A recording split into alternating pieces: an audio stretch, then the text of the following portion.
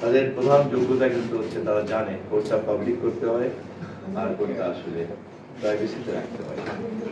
যেই জার্নালিস্ট তার নিউজ সোর্সের অথবা রিসোর্সের কাছে এই কনফিডেন্সটা একবার অর্জন করে, সে কিন্তু তার পেশাতে সে তার উন্নতি হবে।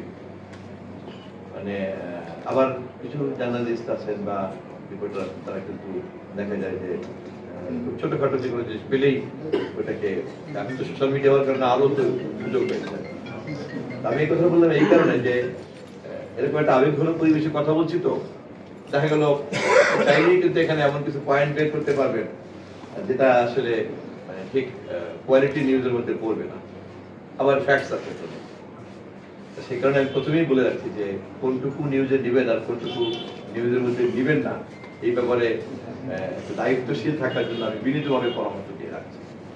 আর যেহেতু আমি এই শহরের সন্তান, আপনাদের এই ভাই বোন, আমি ঘন ঘন আসবো, বসবো, কথা বলবো, ইনফর্মাল থাকবো, হ্যাঁ, ঝগড়াঝাটিও হয়তো হতে পারে, কখনো কখনো মারটক হতে পারে না, নাকি আমার সেই রাইট থাকবে না? যদি তা থাকে তাহলে তাহলে আমি যদি ধরেই নেই যে কোনো ধরনের টক মানে হচ্ছে এটা নিউজ কন্টেন্ট, এটা তো ন্যাচারালি আমি ফর্মাল, আমি তখন মনে করবো ফর্মাল থাকা ভালো। আর যদি আপনারা মনে করেন না, আমি যদি কনফিডেন্স পাই বা আপনারা যদি আমাকে সেই কনফিডেন্স দেন,